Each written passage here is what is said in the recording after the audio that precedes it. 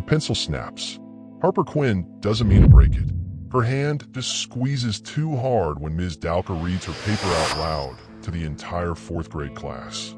Not kindly, not the way teachers read good work, but with that tone, the one that makes everyone look up from their desks because they know someone's about to get hurt.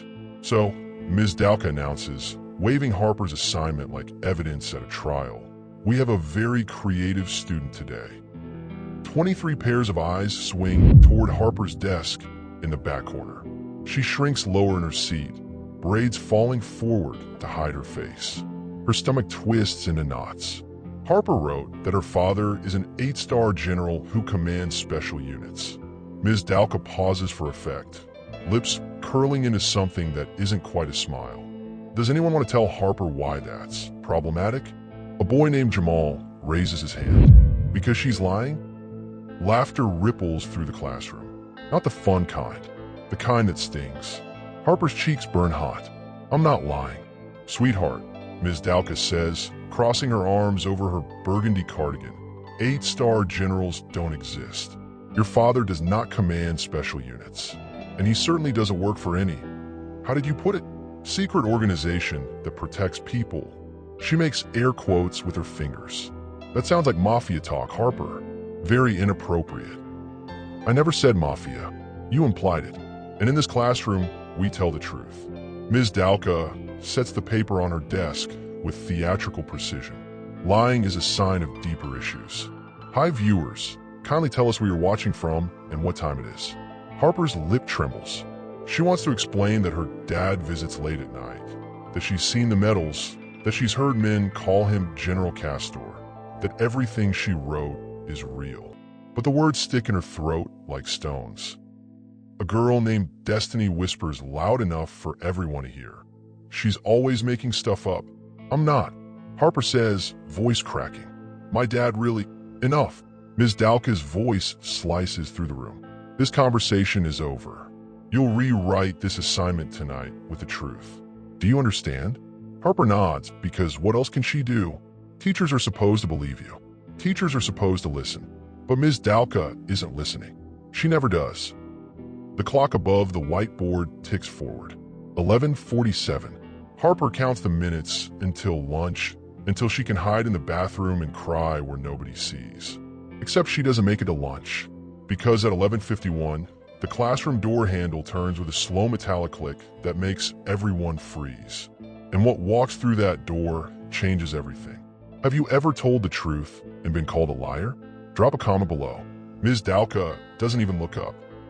She's too busy writing vocabulary words on the whiteboard, markers squeaking against the glossy surface. Whoever's interrupting needs to wait in the hallway, she calls over her shoulder. We're in the middle of a lesson, but the door keeps opening. Slowly, Harper watches from her desk as a wedge of hallway light cuts across the tile floor. The usual sounds of Brookdale Elementary, lockers slamming, kids laughing, the lunch bell warning chime. All of it fades into strange, muffled quiet. MS.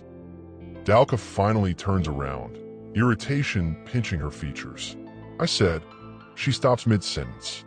Her mouth opens, but nothing comes out. Because standing in the doorway isn't the principal, isn't a parent, isn't anyone who belongs in an elementary school on a random Thursday morning. It's a man in tactical gear, black uniform, helmet, the kind of equipment Harper's only seen in movies when soldiers storm buildings. He doesn't speak, just steps inside and positions himself against the wall near the pencil sharpener, hands clasped in front of him, eyes scanning the room like he's calculating exits and threats. Then another man enters.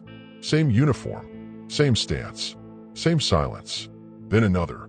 The fourth graders sit frozen at their desks. Nobody giggles.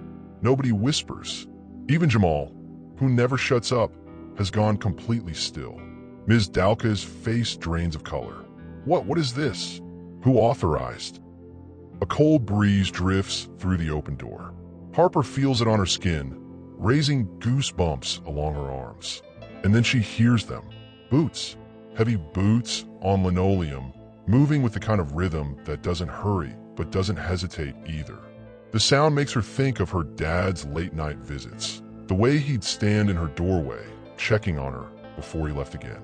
The tactical soldiers straighten their posture. All of them, at the exact same moment, like they're snapping to attention. MS. Dalka backs up against the whiteboard, knocking an eraser to the floor. This is highly irregular. You can't just. But her voice dies when the final figure steps into the classroom. Tall, broad-shouldered, wearing a formal military dress uniform, so sharp it looks like it could cut glass. Metals catch the fluorescent lights in gold and silver flashes. His face is unreadable, carved from stone and control. Harper's breath catches in her throat because she knows that face. She's drawn pictures of it. Who do you think just walked in? Comment your guess. The classroom feels smaller suddenly, like the walls moved inward when nobody was looking. 23 kids holding their breath at once makes the air thick and strange. Even the clock stops ticking, or maybe Harper just can't hear it anymore over the pounding of her heart. Ms. Dalka opens her mouth, closes it, opens it again. Sir, I don't know what. This is a school. You can't bring armed personnel into. MS. Mara Dalka. The man's voice cuts through her stammering like a blade through silk. Low, precise, the kind of voice that doesn't need volume to command attention. She nods, hand fluttering to her throat. I'm General Orion Castor. He doesn't offer his hand, doesn't smile, just stands there radiating the kind of authority that makes people confess things they didn't even do wrong. I believe you've been teaching my daughter. Every head in the classroom swivels toward Harper. Her desk suddenly feels like a spotlight stage. She wants to disappear into the floor, melt into the plastic chair, become invisible. But she can't stop staring at her father standing 10 feet away in full dress uniform. Looking like he stepped out of the drawings she keeps hidden in her notebook. Your daughter. Ms. Dalka's voice comes out strangled. General Castor's eyes, dark and unreadable, shift to Harper. And for just a fraction of a second, the stone cracks. His expression softens in a way only she can recognize. The same look he gives her when he thinks she's asleep, but she's really just pretending, watching him through barely open eyes. Daddy, Harper whispers. The word hangs in the air like a confession. Jamal's mouth falls open. Destiny grips the edge of her desk. Even Ms. Dalka looks like someone just told her the sky is actually green and gravity works backwards. General Castor moves toward Harper's desk. Not quickly, not slowly. Just with the kind of certainty that suggests he's walked through much more dangerous rooms than this, and nothing here could possibly stop him. The tactical soldiers don't follow. They stay positioned at the door and windows like human barricades. He stops beside Harper's desk and kneels down. This man who probably gives orders to hundreds of people, who wears enough medals to fill a jewelry store, kneels down so he's at eye level with his 9-year-old daughter. I got your mother's message, he says quietly, just for her, about what happened yesterday and the day before that, and last week. Harper's eyes burn with tears she's been holding back since the pencil snapped. I wasn't lying. I know, baby bird. He reaches out and gently touches her cheek. I know. Then he stands and turns to face Ms. Dalka. The temperature in the room drops 10 degrees. What do you think he's about to say? Drop your prediction below. MS. Dalka backs against the whiteboard hard enough to make the markers rattle in their tray. General Castor doesn't raise his voice. Doesn't need to. He just stands there between the rows of desks, hands clasped behind his back, metals gleaming under the cheap fluorescent lights like tiny suns. His uniform is so crisp, it looks like it was ironed 5 minutes ago. Dark navy blue with gold accents. 3 rows of ribbons above his left pocket. A patch on his shoulder Harper recognizes from the photos hidden in her mom's dresser drawer. The class stares like they're watching a movie they didn't buy tickets for. You've been accusing my daughter of lying, General Castor says. Not a question, a statement. The kind lawyers make when they already know the answer but want to hear you say it anyway. Ms. Dalka's hands shake slightly as she pushes her glasses up her nose. Sir, with all due respect, children sometimes exaggerate. Harper has been telling stories about your occupation. She claimed you were an 8-star general who commands special units for some kind of secret organization. She made it sound like what? He takes one step forward. Just one. But it's enough to make her words trip over themselves. Like mafia activity, she finishes weakly. General Castor's jaw tightens. The only sign that something beneath that controlled exterior just shifted. Did my daughter use the word mafia? Well, no, but did she describe criminal activity? Not exactly, but the implication. So you took a 9-year-old's honest description of her father's career and twisted it into something sinister. He pauses, lets that word hang in the air. Then you humiliated her in front of her peers for telling the truth. Silence wraps around the room like a blanket made of ice. Harper watches her teacher's face cycle through emotions. Confusion, defensiveness, fear, and something else she can't name. Ms. Dalka looks smaller now, like she's shrinking inside her burgundy cardigan. I didn't know, she whispers. You didn't ask. General Castor turns slightly so he can see both the teacher and the class. My work is classified. For national security reasons, I don't discuss details publicly. But my daughter understands more than you gave her credit for. He glances at Harper. She knows I protect people. She knows I serve this country. She knows I travel frequently for operations that save lives. Harper sits up straighter in her chair. The rank she mentioned isn't official military designation. It's a title of respect within a specialized coalition, one that handles threats most people will never hear about because we stop them before they reach the news. His voice stays level, but something in it makes the tactical soldiers by the door shift their weight. 8 stars, 8 allied nations, 1 unified command structure. My daughter drew the connection because she's observant, because she pays attention, because she sees the world clearly. He turns back to Ms. Dalka. You try to teach her that clarity is a lie. What would you do in Ms. Dalka's position? Comment bido? Ms. Dalka's mouth opens, but no sound comes out. General Castor steps closer. Not threatening, not aggressive, just closer. The way a storm moves across a plain, inevitable and impossible to ignore. Do you understand what happens to a child? He says, voice dropping lower. When an adult in authority tells her the truth doesn't matter, the students sit frozen at their desks. Harper can see Jamal gripping his pencil so hard his knuckles turn pale. Destiny has both hands over her mouth. Even the kid who always falls asleep during math is wide awake now, eyes locked on the scene unfolding at the front of the room.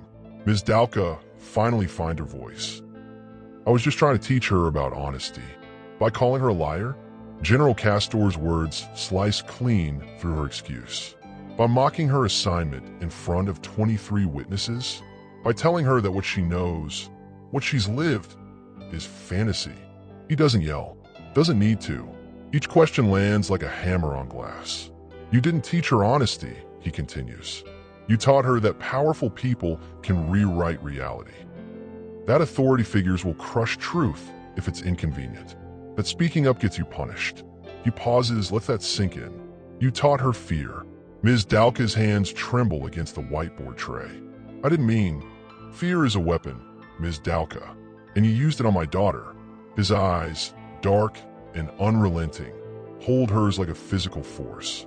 I've spent 20 years fighting people who use fear to control others. I've seen what happens when the powerful silence the vulnerable. I've buried soldiers who died protecting people's right to tell the truth. The room feels like someone sucked all the oxygen out through a straw. And I will not, General Castor says, each word measured and deliberate, tolerate that weapon being used against my child. Harper's chest feels tight, not from fear, from something else. Something that feels like vindication and relief and being seen all mixed together in a way that makes her eyes burn with tears. She doesn't want to cry in front of the whole class. When the tactical soldiers near the door shifts slightly, Castor doesn't look at him but raises one hand in a small gesture that means wait. The soldier goes still again. Ms. Dalka's voice comes out barely above a whisper. I didn't know she was telling the truth. That's the problem. General Castor straightens to his full height. You assumed. You judged. You decided a 9-year-old black girl couldn't possibly have a father who serves at the highest levels of international defense operations. You saw her skin, her age, her quiet demeanor, and you concluded she must be lying. The words land like stones dropped in still water, ripples spreading across every face in the classroom. What does that teach her about the world, Ms. Dalka? What does that teach any of these children? Before the teacher can answer, one of the soldiers approaches General Castor and leans in close, whispering something urgent against his ear. Harper watches her father's jaw tighten. His eyes flick toward the window, then back to Ms. Dalka, then to her. Something's wrong. Something outside this classroom just changed. What do you think is happening outside? Drop your theory in the comments. General Castor's hand drops from the soldier's shoulder. Whatever message just passed between them shifts something in the air. Harper watches her father's face, the way his eyes move from the window to the door to her and back again. Calculating. The same look he gets when he's solving puzzles with her at the kitchen table.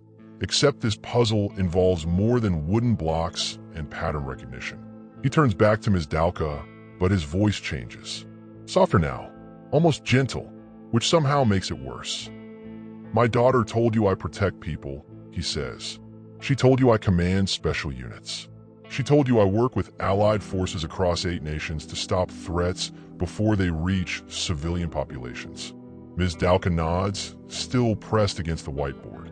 Every word of that is true. General Castor glances at the class. Harper didn't lie. She didn't exaggerate. She didn't make up stories for attention.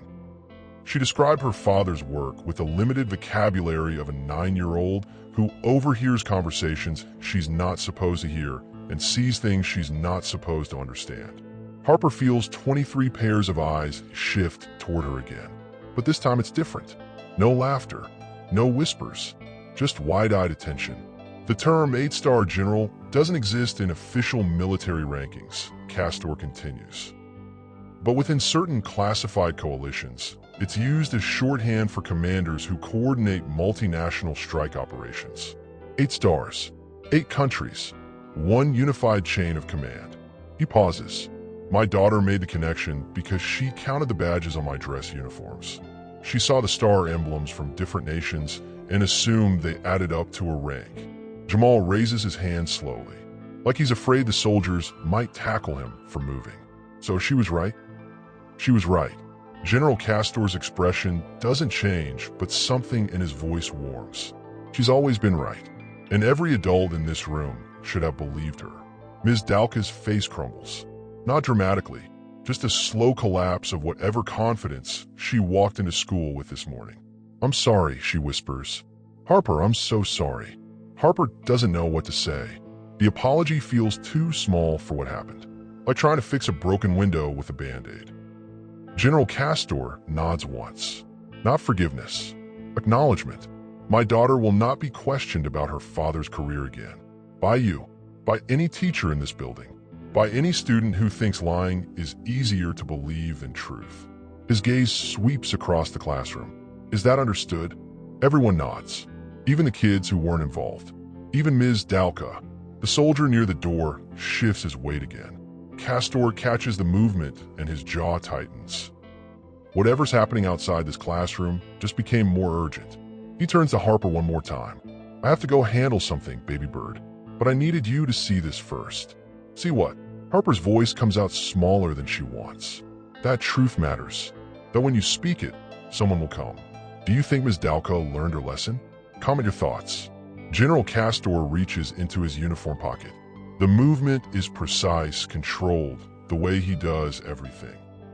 Harper watches his hand emerge holding something small and metallic that catches the light like a trapped star. He sets it on her desk with a soft click that somehow sounds louder than it should. A pendant. Silver, maybe, or something else that looks like silver but isn't. Roughly the size of a quarter, but heavier. Harper can tell by the way it settles against the wooden desk without sliding. An engraved symbol covers the front. Not words, not a picture exactly. Just geometric lines that form a pattern her eyes can't quite follow.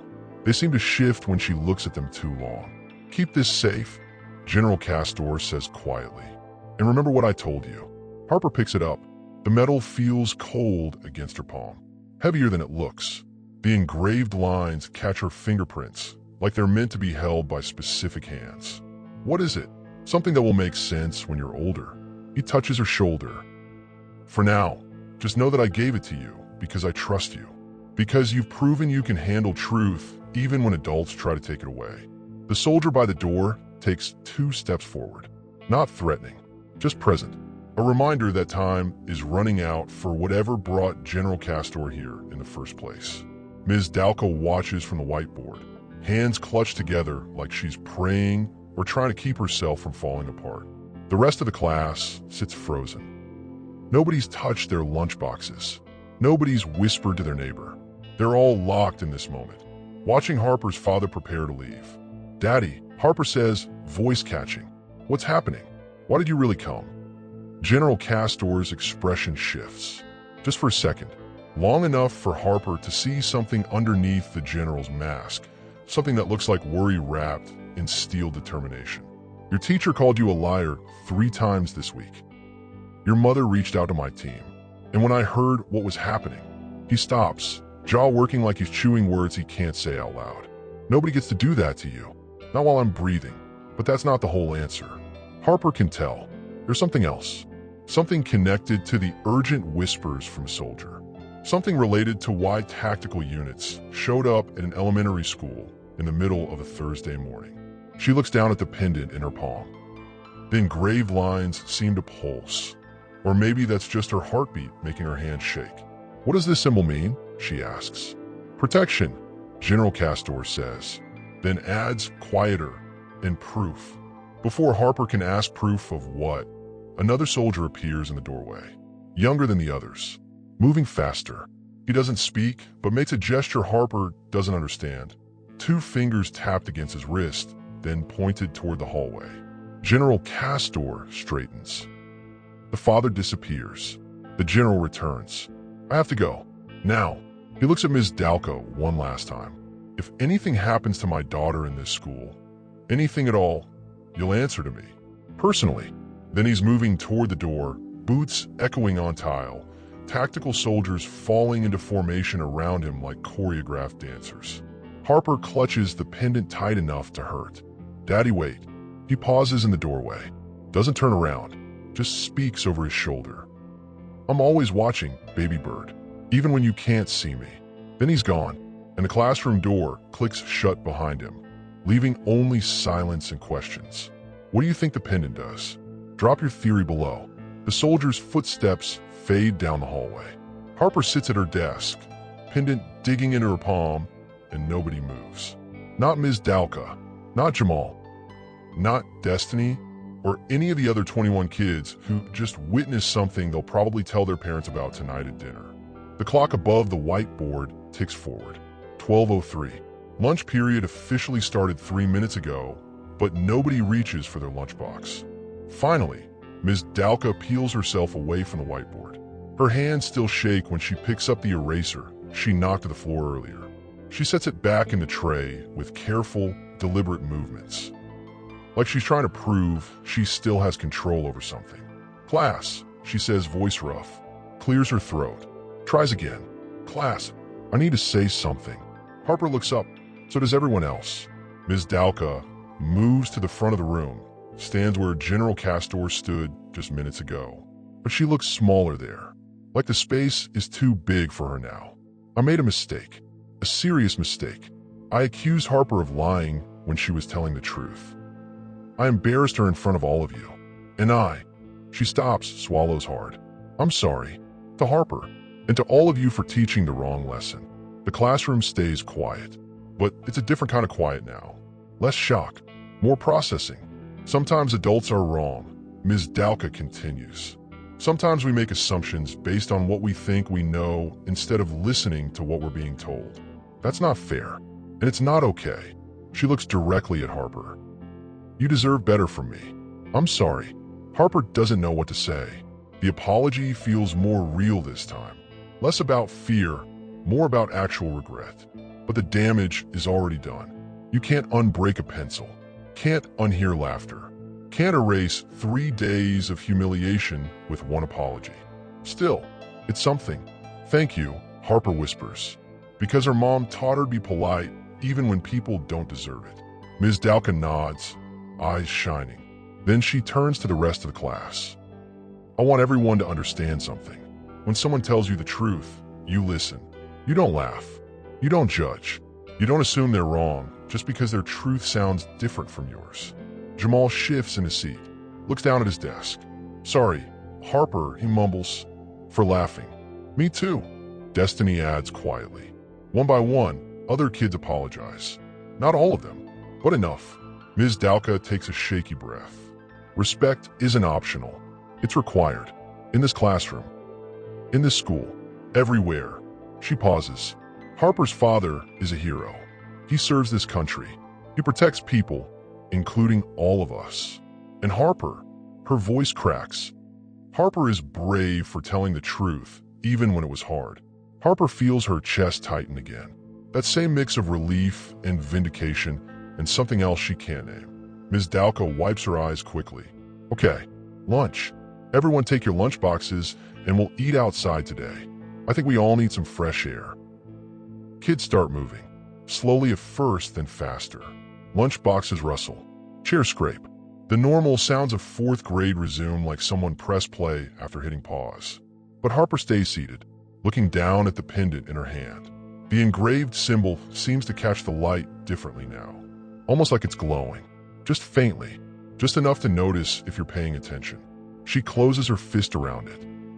Outside, somewhere beyond the school walls, distant sounds drift through the open window. Helicopter blades cutting through air, getting quieter, moving away. Her father's voice echoes in her mind. I'm always watching. Have you ever stood up for the truth when nobody believed you? Share your story in the comments.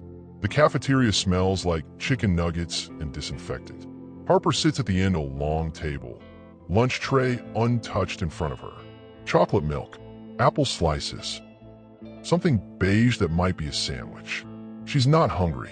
Hasn't been hungry since this morning when she broke her pencil during Ms. Dalka's public reading. But she's here because Ms. Dalka insisted everyone eat together. Normal, like the last hour didn't happen. Like a general and tactical soldiers didn't storm into their classroom. Like Harper's entire world didn't shift on its axis. Destiny slides onto the bench across from her.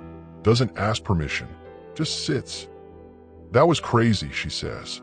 Not mean, just honest. Harper nods. Doesn't trust her voice yet. Your dad's really a general? Destiny opens her milk carton. Like a real one? Yeah, that's cool. Destiny takes a sip. My dad's an accountant. He wears a tie and complains about spreadsheets. Despite everything, Harper almost smiles. Jamal appears next, tray balanced in one hand. He sits down next to Destiny, careful not to look directly at Harper. Sorry again, he mutters. About before. I didn't know. It's okay, Harper says, even though it's not. But saying it's okay is easier than explaining how much it hurt. More kids drift over. Not all at once, just gradually, until Harper's end of the table is full of fourth graders eating chicken nuggets and pretending everything is normal while stealing glances at her like she just became someone different. Maybe she did. Back in the classroom, Ms. Dalka sits at her desk with the door propped open, staring at nothing. Harper can see her through the cafeteria windows. The teacher hasn't moved since they left for lunch. Just sits there like someone pressed pause on her whole life. Harper reaches into her pocket and touches the pendant. Still cold, still heavy. The engraved lines press against her fingertips. She pulls it out just enough to see the symbol again. Those geometric patterns that seem to shift and move when you look at them too long. What's that? Destiny asks, leaning forward. Harper quickly tucks it back in her pocket. Nothing, just something my dad gave me. Let me see, maybe later. The cafeteria noise swells around them. Laughter, conversations, the clatter of plastic trays on tables. Everything normal, everything ordinary. But Harper can't shake the feeling that something changed today. Not just in the classroom, something bigger. The way her father's jaw tightened when the soldier whispered to him. The urgency in the tactical team's movements. The helicopter sounds fading into the distance. He came to defend her. That part she understands. But there's something else. Something he didn't say. Harper picks at her apple slices, not eating them, just moving them around on her tray. The pendant weighs heavy in her pocket. Heavier than it should. Like it's made of something denser than metal. Outside the cafeteria windows, the sky is clear. Blue, normal. But Harper keeps expecting something to change. Keeps waiting for the other shoe to drop. Because her father never shows up unless something's wrong. Not really wrong, but dangerous. And he left in a hurry. With soldiers. With helicopters. Which means whatever he came here to handle isn't finished yet. What do you think happens next? Comment your predictions. Harper lies in bed that night, staring at her ceiling. The pendant rests on her nightstand, catching moonlight through the window. She tried putting it in her drawer, but felt wrong leaving it somewhere she couldn't see. Like abandoning something important. Her mom knocked on her door an hour ago, asked if she was okay, if she wanted to talk about what happened at school. Harper said she was fine, tired, just wanted to sleep. But she's not sleeping. She's watching the pendant glow. At first she thought it was just moonlight reflecting off the silver surface. But moonlight doesn't pulse. Doesn't brighten and dim like a heartbeat made of light. Doesn't make the engraved symbols seem to move across the metal like living things. Harper sits up slowly, blanket pooling around her waist. She reaches for the pendant with careful fingers. The moment she touches it, the glow strengthens. Not bright enough to hurt her eyes, just bright enough to see clearly in the dark bedroom. The geometric patterns shift under her thumb, lines connecting and disconnecting. Forming shapes she recognizes, triangles, circles, stars, then breaking apart into new configurations. "Daddy," said your protection, Harper whispers to the pendant. And proof. But proof of what?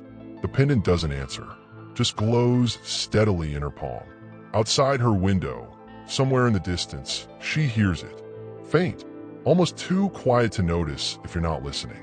But Harper's listening. Helicopter blades. The same sound from this afternoon, but different, closer, circling. She gets out of bed, feet silent on carpet, and moves to the window. Pulls back the curtain just enough to see outside. The street is dark, empty. Normal suburban houses with normal suburban cars parked in normal driveways. But the helicopter sound persists, getting louder, then quieter, then louder again, like it's searching for something. Harper clutches the pendant tight. The glow pulses faster now, matching her heartbeat. And she suddenly understands something her 9-year-old brain shouldn't be able to understand but does anyway. Her father didn't just give her this pendant because she told the truth. He gave it to her because something's coming, something that requires protection, something that requires proof. The pendant grows warm in her hand, not burning, just alive. And Harper realizes with absolute certainty that this is only the beginning. That what happened in MS. Dalka's classroom today was just the first chapter of something bigger. The helicopter sounds fade into the distance again. Harper climbs back into bed, pendant still clutched in her fist. She closes her eyes, but doesn't sleep. Just listens, waiting, because her father's out there somewhere, watching over her, even from far away. And whatever he's protecting her from is closer than she thinks. The pendant pulses once more in the darkness, bright enough to light her entire room for just a second, then dims again, waiting. If you want to know what happens next with Harper and the mysterious pendant, make sure to subscribe and turn on notifications so you don't miss the next story. This channel shares stories that inspire and create opportunities for people to share their thoughts and inspire others. Drop a comment below about what you think the pendant means, or share a time when someone finally believed you after doubting you for too long. Your story might inspire someone else going through the same thing. Hit that subscribe button, turn on notifications, and we'll see you in the next one.